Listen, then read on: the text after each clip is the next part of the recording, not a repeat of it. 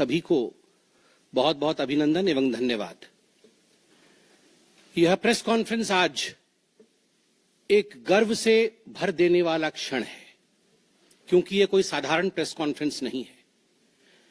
मैं बैठा जरूर भारतीय जनता पार्टी के कक्ष में हूं, हेड ऑफिस में हूं, मगर मुझे लगता है मैं केवल एक भारतीय जनता पार्टी के प्रवक्ता के नाते नहीं, केवल भारतीय जनता पार्टी के एक सांसद या कार्यकर्ता के नाते नहीं, एक भारतीय के नाते, एक इंडियन के नाते आज ये प्रेस कॉन्फ्रेंस कर रहा हूं। क्योंकि जिस प्रकार का टेरर डेमोलिशन, जिस प्रकार आतंकवाद का खात्मा बीते कुछ दिनों में हमने भारतवर्ष में देखा है, भारतवर्ष ने जिस प्रकार से पाकिस्तान में आतंकी अड्डों को ऑपरेशन सिंदूर के माध्यम से समाप्त किया है, वह अपने आप में पूरे विश्व में एक संदेश भेजता है, एक निर्णायक संदेश। आतंकवाद के खिलाफ लड़ाई के विरोध, आतंकवाद के खिलाफ एक निर्णायक संदेश। इसलिए आज का ये प्रेस कॉन्फ्रेंस, इसको संबोधित करते हुए मुझे गर्व की अनुभूति हो रही है। अदम्य साहस का परिचय दिया है भारत की सेना ने, अदम्य साहस। आज भारतीय जनता पार्टी और हम सभी कार्यकर्ता, आज सारा भारत धन्यवाद करता है भारत की आर्मी का, भारत की सेना का, भारत की एयरफोर्स का, भारत की नेवी का और उन तमाम जाबाज सेनानियों का जिनके कारण आज ऑपरेशन सिंदूर सफल हुआ है। अगर सही मायने में देखा जाए तो ऑपरेशन सिंदूर और उसके विषय में पूरा हिंदुस्तान आज जानता है, क्योंकि कई प्रेस कॉन्फ्रेंसेस हुए। कल भी तीनों डीजीएमओ ने मिलकर के देश को संबोधित किया और तमाम तथ्य जो देश जानना चाहता था उसे उन्होंने हमारे समक्ष रखा। मगर मुझे लगता है कि एक आम नागरिक के भाषा में, बहुत साधारण भाषा में आज मैं आपको बताना चाहूंगा कि ये जो ऑपरेशन सिंदूर हुआ है, किस प्रकार से इससे हिंदुस्तान आतंकवाद के खिलाफ लड़ने में एक निर्णायक भूमिका हिंदुस्तान ने अदा किया है। आप सभी जानते हैं 22 तारीख का वो दिन, that unfortunate day on 22 of April, जब पहलगाम में 26 लोगों का नृशंस हत्या कर दिया गया था आतंकवादियों द्वारा। वह आतंकवादी जो पाकिस्तान से आए थे, वह आतंकवादी जो पाकिस्तान द्वारा प्रशिक्षित किए गए थे, आतंकवादियों द्वारा प्रशिक्षित किए गए थे। उनमें 25 भारतीय थे और एक नेपाली नागरिक था। प्रधानमंत्री श्री नरेंद्र मोदी उस समय विदेश दौरे में थे, सऊदी अरब में थे। प्रधानमंत्री नरेंद्र मोदी तुरंत भारत लौट के आते हैं और उन्होंने जनता की बात को सुना। जनता ने उस समय एक मांग रखी कि आतंकवाद के ऊपर हमला हो, हमें बदला लेना है पहलगाम के इस आतंकवादी हमले का। प्रधानमंत्री ने बिहार की भूमि से ऐलान किया और ये वादा किया कि मैं वादा करता हूं कि जो आपकी इच्छा है कि आतंकवाद के खिलाफ हमला होगा, हम पहलगाम के इस आतंकवादी हमले का बदला लेंगे। We will avenge the death of 26 people. प्रधानमंत्री ने कहा यह जो बदला होगा, यह आतंकवादियों के कल्पना से बाहर का बदला होगा, और जो बदला हुआ वो आतंकवादियों के कल्पना के बाहर का बदला था। प्रधानमंत्री जी ने कहा कि हम घुस के मारेंगे और मिट्टी में मिलाएंगे आतंकवादी के ठिकानों को, और आतंकवादियों के ठिकानों को प्रधानमंत्री नरेंद्र मोदी जी के निर्णय ने और हमारे सेना के अदम्य साहस ने मिट्टी में मिलाने का काम किया। यह वादा प्रधानमंत्री नरेंद्र मोदी जी का था। 22 तारीख से 7 मई तक लगभग ये 14 दिन आप सभी ने देखा, पूरे भारतवर्ष में एक प्रकार से एक माहौल टेंशन का था, प्रेशर का था कि तुरंत निर्णय किया जाए, तुरंत एक्शन में आया जाए। बहुत सूझबूझ के साथ, सोच समझ करके, स्ट्रैटेजी के साथ पाकिस्तान भी जानता था कि हमला होगा, एयर स्ट्राइक पहले हो चुका था, किस प्रकार सर्जिकल स्ट्राइक पहले हो चुकी थी। पाकिस्तान पूरी तरह जानता था कि इस बार भी छोड़ा नहीं जाएगा, मगर उसके बावजूद पाकिस्तान इतना दिमाग लगाने के पश्चात वह डेट नहीं जान पाया जिस दिन यह हमला होना था। 22 तारीख से 7 तारीख के बीच में कुछ नॉन मिलिट्री एक्शंस जिन्होंने पाकिस्तान को कमजोर किया, वह प्रधानमंत्री नरेंद्र मोदी जी ने और भारत की सरकार ने लिया।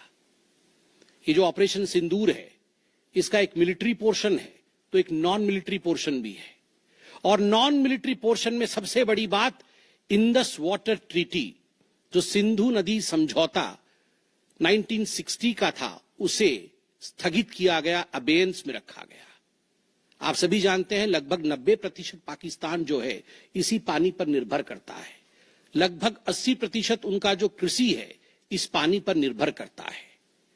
इस पानी को यदि रोक दिया जाए तो पाकिस्तान की 1/4 जीडीपी गिर जाती है।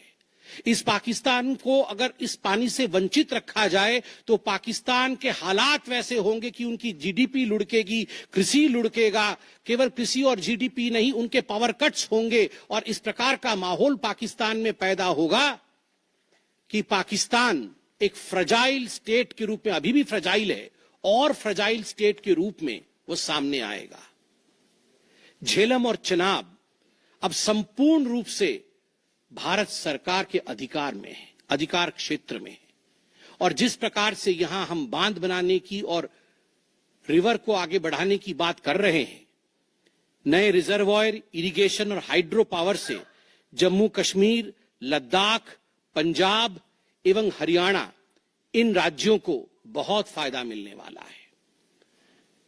ये कहा गया कि पानी और खून एक साथ नहीं बहेगा। मित्रों, जरा सोच के देखिए, 50 वर्षों तक जो संभव नहीं हुआ था, किसी भी युद्ध में यह संभव नहीं हुआ था कि इंडस वाटर ट्रीटी को रोक दिया जाए। जो संभव नहीं हुआ था वह असंभव काम संभव हुआ इस बार। अटारी वाघा बॉर्डर को भी रोक दिया गया। दोनों देशों के बीच में कोई ट्रेड नहीं होगा और इसका खामियाजा कोई भुगतेगा तो वो पाकिस्तान की इकोनॉमी भुगतेगी। इसके साथ ही जिन लोगों के पास पाकिस्तान का वीजा था और वो हिंदुस्तान में, पाकिस्तान के नागरिक जो हिंदुस्तान के वीजा के साथ भारतवर्ष में रह रहे थे, उन सब को बाहर निकाला गया। पाकिस्तान का कोई भी आर्टिस्ट, कोई भी परफॉर्मेंस वो भारतवर्ष में नहीं हो सकता है। इस प्रकार के कड़े प्रतिबंध पाकिस्तान के ऊपर लगाए गए। माननीय प्रधानमंत्री श्री नरेंद्र मोदी जी ने लगभग 20 देशों के राष्ट्राध्यक्षों से सीधी बातचीत की। How to isolate Pakistan, how to fight against terrorism. और सबसे बड़ी बात है, तमाम देशों ने भारत का समर्थन किया। सऊदी अरब, यूएई, यूएस, आप सोचिए, इस्लामिक वर्ल्ड के बड़े देश हैं सऊदी अरब और यूएई, इन्होंने भारतवर्ष का पूर्णतः समर्थन किया। जिस समय पहलगाम का हमला हुआ था, माननीय प्रधानमंत्री सऊदी अरब में थे। सऊदी अरब के अपने दौरे को जब वो छोड़ के आए, तब उनको वहां एश्योरेंस दिया गया कि आप जाइए, हम आपके साथ खड़े हैं, वी सपोर्ट यू, हम टेरर के खिलाफ आपके साथ कंधे से कंधा मिला के लड़ेंगे। Pakistan was isolated.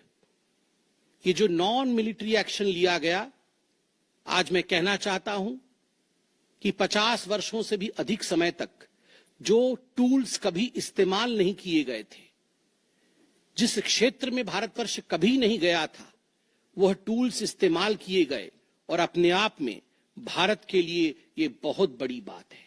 बहुत बड़ी बात है कि इंडस वाटर ट्रीटी को रोका गया।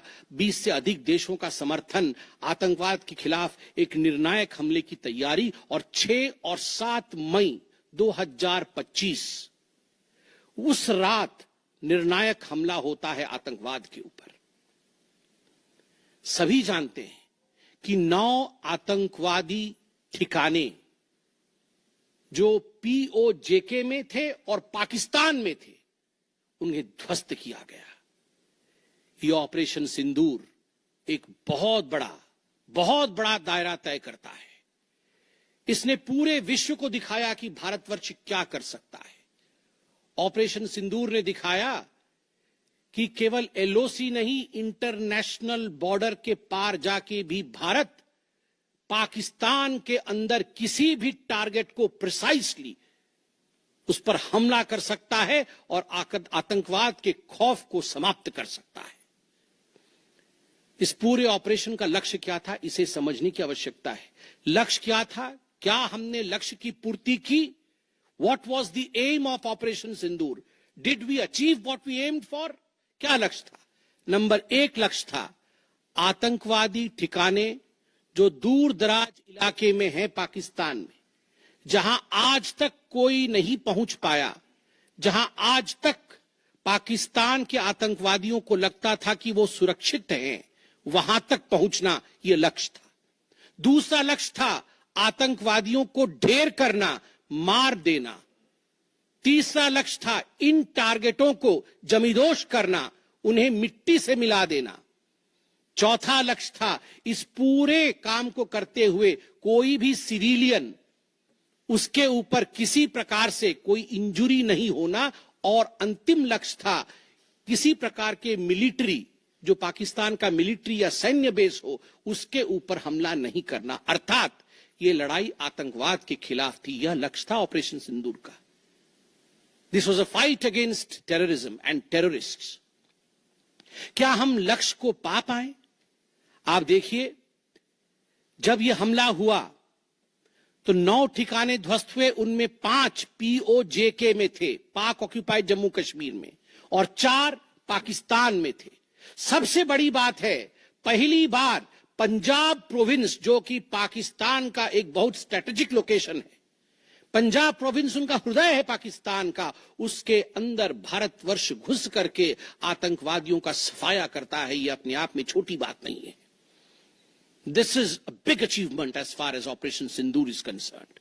लश्कर-ए-तैयबा, जैश-ए-मोहम्मद, हिजबुल मुजाहिदीन, इनके ठिकाने ध्वस्त होते हैं। और मैं यहां वो नाम पढ़ना चाहूंगा। ये जो 9 नाम है, 9 आतंकवादी ठिकाने, मैं आज देश से अपील करना चाहूंगा, तमाम भारतीयों से अपील करना चाहूंगा कि ये नाम हमें स्मरण करना है। आने वाले 100 वर्षों तक हमें इन नामों को याद दिलाते रहना है, दोहराना है। जब भी आतंकवाद सर उठाए तो हमें ये चित्र दिखाने हैं कि तुम्हारा क्या हश्र किया था ऑपरेशन सिंदूर ने, भारत की सेना ने, भारत की राजनीतिक इच्छा शक्ति ने और भारतीयों ने। इसलिए मैं नाम पढ़ना चाहूंगा। सवाई नाला कैंप मुजफ्फराबाद, जो POJK में है, 30 किलोमीटर दूर है एलओसी से, उसे ठिकाना लगाया गया। लश्कर-ए-तैयबा का ट्रेनिंग सेंटर था। 20 अक्टूबर 2024 सोनमर्ग में और 24 अक्टूबर 2024 गुलमर्ग में जो आतंकी हमले हुए थे, उसमें यहां से आतंकवादी आए थे। और सबसे बड़ी बात, 22 अप्रैल 2025 को जो आतंकवादी आकर पहलगाम में हमारे नागरिकों को मार के गए थे, हमारी बहनों के माथे से जिन्होंने सिंदूर पोंछने का काम किया था, उनका प्रशिक्षण भी इसी केंद्र में हुआ था, सवाई नाला कैंप मुजफ्फराबाद। सैयदाना बिलाल कैंप मुजफ्फराबाद, ये जैसे मोहम्मद का ट्रेनिंग सेंटर था, ये दूसरा कैंप जो ध्वस्त हुआ। गुलपुर कैंप कोटली, ये एलओसी से 30 किलोमीटर दूर था, लश्कर-ए-तैयबा का बेस था। और 20 अप्रैल 2023 को पुंछ में, 9 जून 2024 को जो तीर्थ यात्री को बस में हमला करके मारने का काम किया था आतंकवादी, यहां गुलपुर कैंप से आए थे जो कोटली में है, उसे ध्वस्त किया गया। बरनाला कैंप बिरगढ़, बरनाला कैंप जो 9 किलोमीटर दूर है एलओसी से, उसे समाप्त किया गया। अब्बास कैंप कोटली जो 13 किलोमीटर दूर है एलओसी से, लश्कर-ए-तैयबा का फिदाइन सेंटर है और 15 आतंकवादियों को एक साथ ट्रेन कर सकता है, उसे ध्वस्त करके गिराया गया। सरजाल कैंप सियालकोट, अंतर्राष्ट्रीय सीमा से 6 किलोमीटर दूरी पर है, इंटरनेशनल बॉर्डर से। सांबा कठुआ के सामने है और मार्च 2025 में जम्मू और कश्मीर पुलिस के 4 जवान शहीद हुए थे। उनको मारने का काम इन्हीं आतंकवादियों ने किया था जो सरजाल कैंप से आए थे सियालकोट के। उस कैंप को ध्वस्त कर दिया गया। महमूना जाया कैंप सियालकोट, जो कि 12 से 18 किलोमीटर इंटरनेशनल बॉर्डर से दूर है, मैं एलओसी की बात नहीं कर रहा हूं, इंटरनेशनल बॉर्डर से, और हिजबुल मुजाहिदीन का अड्डा है, बहुत बड़ा कैंप है। कठुआ और जम्मू क्षेत्र में जो भी आतंकवादी गतिविधि होती है, सियालकोट के इस मजनूमा जाया कैंप से आतंकवादी भेजे जाते हैं। भारतवर्ष ने उसे ध्वस्त किया। मरकज तैयबा मुरीद के, जो कि अंतर्राष्ट्रीय सीमा से 18 से 25 किलोमीटर दूर है, 2008 के मुंबई का जो हमला हुआ था, 26/11 के नाम से जिसे हम जानते हैं, उसमें जो आतंकवादी आए थे, अजमल कसाब और डेविड हेडली, उनकी ट्रेनिंग मरकज तैयबा मुरीद के में हुआ था। और आज मैं फक्र के साथ कह सकता हूं, गर्व के साथ कह सकता हूं कि भारत की सेना ने, भारत की राजनीतिक इच्छा शक्ति ने और भारतीयों ने मरकज तैयबा मुरीद के को ध्वस्त किया है, समाप्त किया है। मरकज सुभान अल्लाह बहावलपुर इंटरनेशनल बॉर्डर से 100 किलोमीटर की दूरी पे है। विश्व में किसी ने ऐसा नहीं सोचा होगा, पाकिस्तान ने तो सपने में भी नहीं सोचा होगा कि भारत की सेना के पास, भारत की एयरफोर्स के पास और भारत के राजनेताओं के पास ऐसी इच्छा शक्ति होगी कि इंटरनेशनल बॉर्डर से 100 किलोमीटर दूर घुस के वो हमारे आतंकी अड्डे को ध्वस्त कर सकते हैं। मरकज सुभान अल्लाह, जो कि जैशे मोहम्मद का मुख्यालय था, उस मुख्यालय को भारत की वायुसेना ने ध्वस्त किया। यह कोई छोटा विषय नहीं है। यह बहावलपुर एक ऐसा स्थान है जहां यूनाइटेड स्टेट्स, यूएस भी अपने ड्रोन नहीं भेज पाया था। उस जगह पे भारत घुस के मारता है। आज का भारत, आज का नया भारत यही है। ये नाम, जो 9 नाम मैंने पढ़े, हमें याद रखने चाहिए, मगर उन नामों के साथ मैं कुछ और भी बताना चाहता हूं। जो आतंकवादी मारे गए, एक लक्ष्य था आतंक के ठिकानों को, आतंक के अड्डों को सफाई करना, ध्वस्त कर देना। दूसरा लक्ष्य था ऑपरेशन सिंदूर का, आतंकवादियों को चुन चुन कर मारना, उन्हें मिट्टी में मिलाना।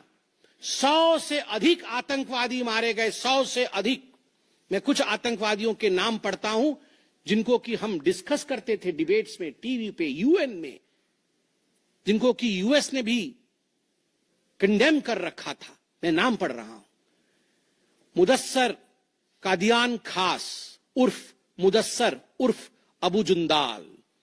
अबू जुंदाल नाम से हम जानते थे इस आतंकवादी को। और जो लश्कर तैयबा का आतंकवादी था, वो मरकजे तैयबा का जो मुरीदके में है, उसका इंचार्ज था। जब वो मरा तो उसके गार्ड ऑफ ऑनर, उसका जो जनाजा निकला, उसमें पाकिस्तान के आर्मी के अधिकारी थे, पाकिस्तान आर्मी के चीफ थे, पंजाब सीएम मरियम नवाज भी उसमें रही। आप सोचिए, ये एक सरकारी जमीन पर हुई और तमाम बड़े लोग, सरकारी लोग पाकिस्तान के उसमें शामिल हुए, जिससे कि यह सिद्ध होता है कि terror and the sponsors of terror are hand in glove together. आतंकवादी और जो आतंकवादियों को बढ़ावा देने वाले, वो एक साथ काम करते हैं। दूसरा, हाफिज मोहम्मद जमील, ये जैशे मोहम्मद का आतंकवादी है। ये ब्रदर इन लॉ, साला था मौलाना मसूर अजहर का, और इंचार्ज था मरकज सुभान अल्लाह बहावलपुर का, वह भी मारा गया। तीसरा आतंकवादी मोहम्मद यूसुफ अजहर उर्फ उस्ताद जी उर्फ मोहम्मद सलीम उर्फ घोशी साहब, जैसे मोहम्मद का नामी आतंकवादी, और यह भी मौलाना मसूद अजहर से जुड़ा हुआ था और यह वेपन ट्रेनिंग देता था जैशे मोहम्मद का। और सबसे बड़ी बात, IC 184 के हाईजैकिंग में इसका हाथ था। IC 814 के हाईजैकिंग में इसका हाथ था, वह भी मारा जाता है। चौथा आतंकवादी खालिद उर्फ अबू अक्स का। खालिद ये लश्कर तैयबा का आतंकवादी था, फैसलाबाद में मारा गया और वहां उसका फ्यूनरल होता है। अब मैं ये तस्वीर दिखाना चाहूंगा, आप ये तस्वीर देखिए। ये तस्वीर कोई साधारण तस्वीर नहीं है, यह तस्वीर है उन आतंकवादियों का जिनका जनाजा निकला। और इस तस्वीर में मैं दिखाना चाहूंगा कि ये जो खड़ा है सामने व्यक्ति, इस व्यक्ति का नाम है, ये एलईटी का कमांडर है, लश्कर तैयबा का कमांडर है अब्दुल रऊफ। अब्दुल रऊफ जो खुद एक स्पेशली डेजिग्नेटेड ग्लोबल टेररिस्ट, जिसको यूएस के ट्रेजरी बेंच ने डेजिग्नेट कर रखा है, अमेरिका के ट्रेजरी बेंच ने इसे आतंकवादी घोषित कर रखा है, वह सामने खड़ा है जनाजे में। और उसके पीछे जो खड़े हैं, मैं एक एक करके नाम पढ़ता हूं। लेफ्टिनेंट जनरल फैयाज हुसैन शाह, जो कि लेफ्टिनेंट जनरल है पाकिस्तान आर्मी के। मेजर जनरल राव इमरान सरताज, जो कि मेजर जनरल है पाकिस्तान आर्मी के। ब्रिगेडियर मोहम्मद फुरकान शब्बीर, पाकिस्तान आर्मी के। Doctor Usman Anwar, IGP Punjab. और Malik Sohaib Ahmed Bharth, member of provincial assembly of Punjab. ये बड़े बड़े लोग, तथाकथित सरकार के बड़े बड़े लोग, पाकिस्तान के आतंकवादियों के जनाजा में शामिल होने आए हैं। और जनाजे को लीड कर रहा है एक आतंकवादी, डेजिग्नेटेड आतंकवादी। और आप देखिए ये बिफोर और आफ्टर, ये जितने भी मैंने आपको अभी आतंकवादी ठिकानों का नाम बताया, किस प्रकार उनकी परिस्थिति थी और क्या उनकी परिस्थिति हुई, यह इस तस्वीर से हम देख सकते हैं। तो उद्देश्य मैं बता रहा था, ऑपरेशन सिंदूर का उद्देश्य बहुत स्पष्ट था। उसका उद्देश्य था आतंकवाद के ठिकाने को ध्वस्त करना, आतंकवादियों को मारना और आतंकवाद के खिलाफ एक संदेश भेजना। और उसमें हम सफल हुए। पहली बार एक बात पूरे विश्व ने देखा कि पाकिस्तान का हर इंच भारत के पहुंच के अंदर है। कोई कोना पाकिस्तान का ऐसा नहीं है जो भारत के पहुंच से बाहर हो। और आप सोच के देखिए, पाकिस्तान का एयर डिफेंस सिस्टम फेल हो जाता है। पाकिस्तान का एयर डिफेंस सिस्टम फेल हो जाता है। जिस समय 6 और 7 के रात के बीच ये पूरी कार्यवाही हो रही थी, रफाल विमान द्वारा स्काल्प और हैमर मिसाइल्स के माध्यम से 23 मिनट के अंदर, 23 मिनट्स के अंदर एक विंडो था, जिस विंडो के अंदर ये 9 के 9 आतंकवादी ठिकाने उन्हें ध्वस्त कर दिए गए। 23 मिनट में पूरा विश्व ने देखा कि भारत क्या कर सकता है। मुझे लगता है पूरे विश्व में इस प्रकार से 23 मिनट के अंदर इतने प्रेसिशन के साथ आतंकवादी ठिकानों पर हमला किसी देश ने पहले किया होगा। और जब यह पूरा एक्सरसाइज समाप्त हुआ, उसके बाद जब हमारे एमईए ने, हमारी आर्मी ने प्रेस कॉन्फ्रेंस किया, तो उसमें कुछ 4 शब्द बहुत महत्वपूर्ण थे।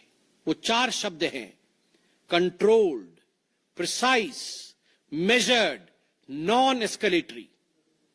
हमने ये जो 9 अड्डे ध्वस्त किए वो कंट्रोल्ड तरीके से ध्वस्त किए। प्रिसाइज, कोई सिविलियन अड्डा या कोई मिलिट्री टारगेट नहीं था, प्रिसाइज टारगेट था, आतंकवादी ठिकाने, उनको ध्वस्त कर दिए। मेजर्ड, जितना ध्वस्त करना था उतना ध्वस्त किया, उसके अगल बगल के किसी स्ट्रक्चर को ध्वस्त नहीं किया। जहां आतंकवादी थे उनके ठिकाने में घुस के उनको मार के निकले। और नॉन एस्केलेटरी मतलब युद्ध को बढ़ाने वाला नहीं, नॉन एस्केलेटरी, क्योंकि the primary escalation was Pahalgam.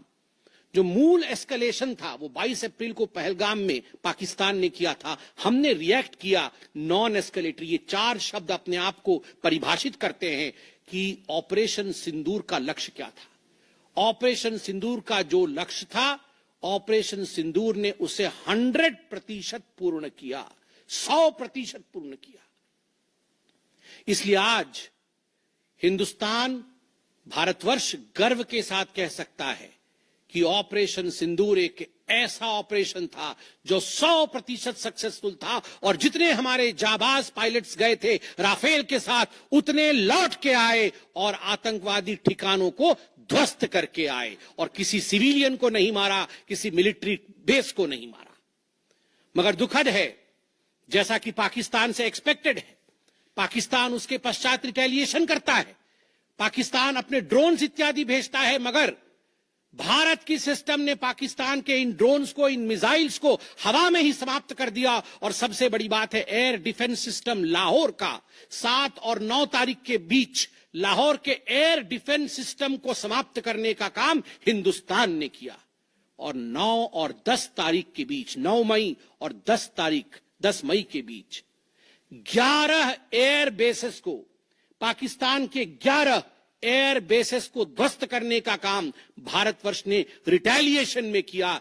जब पाकिस्तान ने भारतवर्ष के ऊपर एस्केलेशन किया तो भारतवर्ष ने 11 एयर बेसेस को समाप्त किया। इन एयर बेसेस के नाम भी हमें याद रखने चाहिए। तमाम भारतीयों को वो 9 नाम आतंकवादी ठिकाने याद रखने चाहिए, स्मरण होना चाहिए।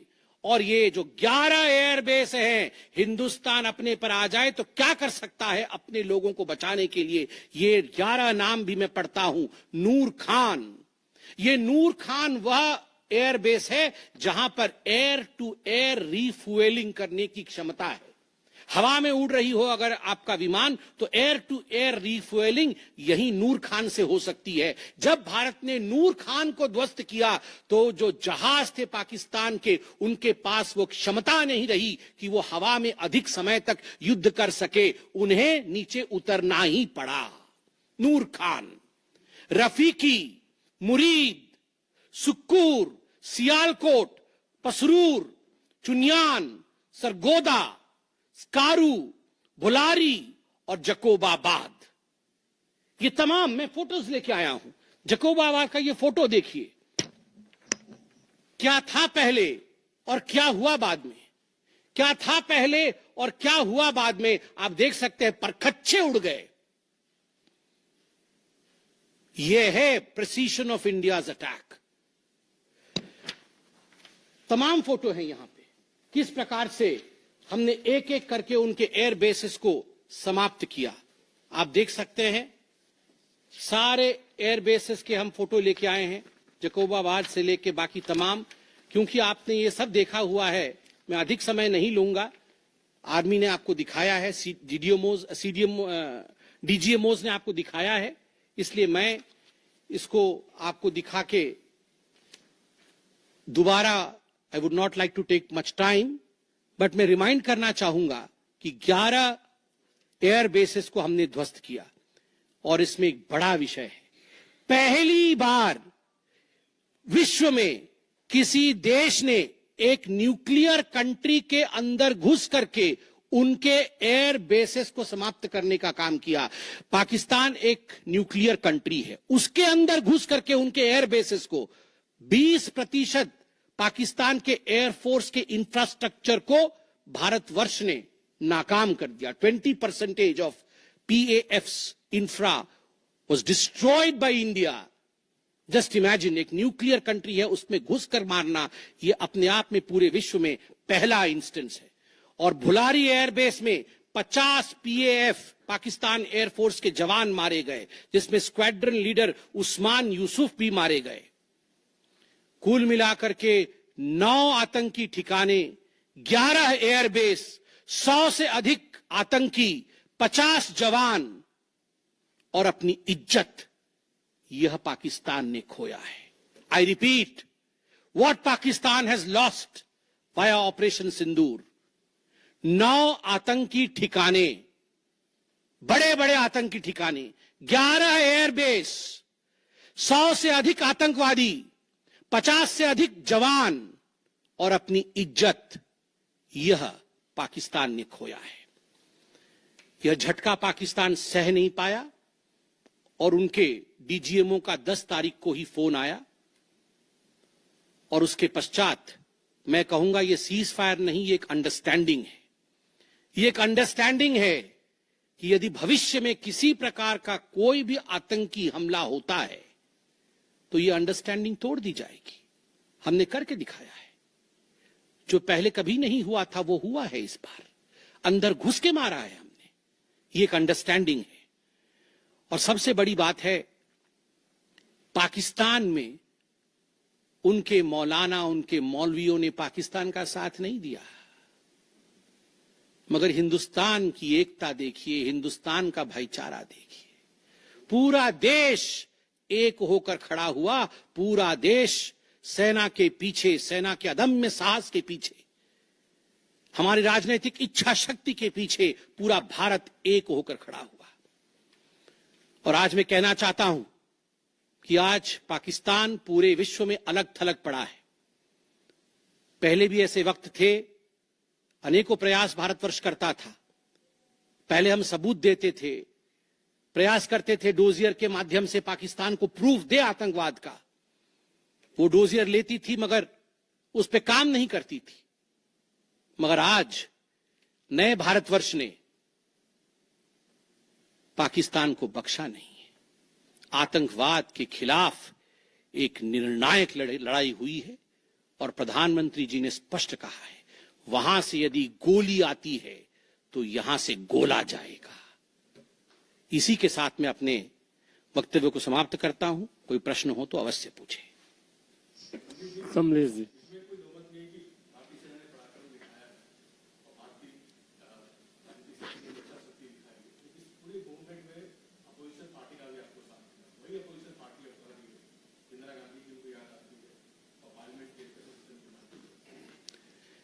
देखिए, मुझे लगता है आज का दिन पूरे भारत का दिन है।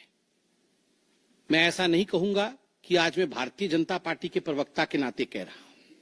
मैंने शुरू में ही कहा था, आज मैं भारतवर्ष के एक साधारण नागरिक के रूप में जो अदम्य साहस हमारे सेना ने दिखाया है उसका विवरण किया।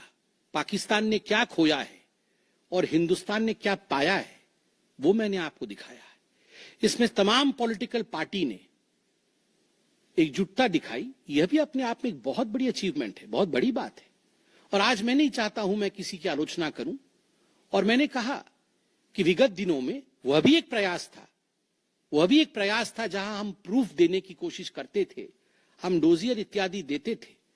हम 26/11 भी हुआ था, उस समय भी हमने प्रयास किया था कि हम पाकिस्तान को समझाएं कि देखो तुम्हारे आतंकी आके क्या कर रहे हैं हमारे देश में, मगर पाकिस्तान मानता नहीं था।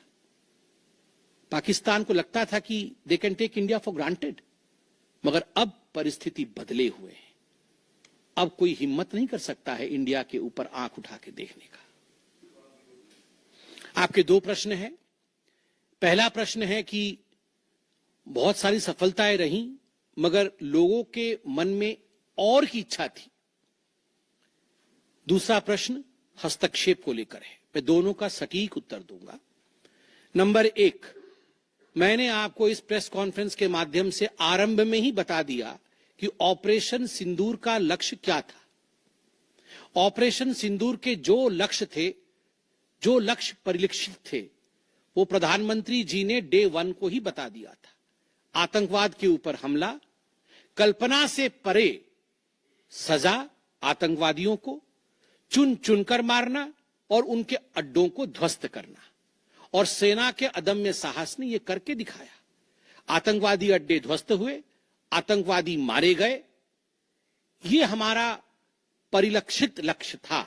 हमने अपने लक्ष्य को प्राप्त किया। और जिस समय एस्केलेशन भी नहीं हुआ था, उससे पहले ही हमने वो जो 4 शब्द प्रयोग किए, जिसका मैंने यहां विवरण रखा कि कंट्रोल्ड था, मेजर्ड था, प्रिसाइज था, नॉन एस्केलेटरी था, तो भारतवर्ष ने अपने लक्ष्य को पहले से ही निर्धारित किया हुआ था। इसलिए आपका यह कहना कि कुछ और होना था, मुझे लगता है कि हमने जो करना था वो हमने पहले भी कहा, करके भी कहा और उसे 100% हासिल किया। Operation Sindoor was 100% successful operation. 100% सफलतापूर्वक किया गया एक मुहिम था, एक ऑपरेशन था ऑपरेशन सिंदूर। देखिए, पहली बात तो है जहां तक मध्यस्थता इत्यादि का विषय है, मैंने बहुत स्पष्ट रूप से कहा अभी, जितना मेरे डोमेन में नॉलेज है, और डीजीएमओज ने अपने प्रेस कॉन्फ्रेंस में एक बार नहीं कई बार कहा कि फोन हमारे डीजीएमओ को पाकिस्तान के डीजीएमओ का आया था। पाकिस्तान के डीजीएमओ ने कहा कि there should be some kind of stoppage, और चूंकि हमारा लक्ष्य पूर्ण हो चुका था, हम तो शुरू से ही एस्केलेशन के फेवर में नहीं थे। एस्केलेशन नहीं होना चाहिए था, नॉन एस्केलेटरी था। पाकिस्तान के डीजीएमओ ने फोन किया। दूसरे देशों का फोन, जहां तक दूसरे देशों का फोन आने का सवाल है, देखिए ऐसी परिस्थितियों में तमाम देश एक दूसरे को फोन करते हैं। सभी देश एक दूसरे को फोन करते हैं, क्या मदद कर सकते हैं, किस प्रकार से कूल डाउन हो सकता है, इस विषयों पर चर्चा होती है। भारतवर्ष यूक्रेन भी फोन करता है, भारतवर्ष रशिया भी फोन करता है, सब जगह फोन करते हैं, हर कोई एक दूसरे को फोन करता है। इसमें किसी प्रकार का मगर संशय नहीं है कि डीजीएमओ पाकिस्तान ने फोन किया भारतवर्ष के डीजीएमओ को सीज फायर डिमांड करते हुए, रिक्वेस्ट करते हुए, डिमांड नहीं रिक्वेस्ट करते हुए। और कोई प्रश्न? दृष्टि एक मिनट सर, एक मिनट दे दो, जवाब दे दूंगा। दृष्टि सर, आपने अभी कहा कि सफलतापूर्वक अंजाम दिया ऑपरेशन सिंदूर को, लेकिन वायुसेना ने कहा है कि ऑपरेशन अभी जारी है। बिल्कुल, ऑपरेशन अभी जारी है, और मैंने कहा, माननीय प्रधानमंत्री जी ने स्वयं कहा है, गोली आएगी तो गोला जाएगा। तो अगर गोली आएगी तो गोला जाएगा। तो इसलिए ऑपरेशन सिंदूर समाप्त नहीं हुआ है, इंतजार कि अगर आंख उठाया तो उसका जवाब दिया जाएगा। देखिए, ये आपको क्या लगता है, इन प्रश्नों का जवाब कि जंग के लिए हमारी क्या तैयारी है, इसका जवाब प्रवक्ता देंगे। इसका जवाब तो जहां उचित फोरम में होना चाहिए वो देंगे।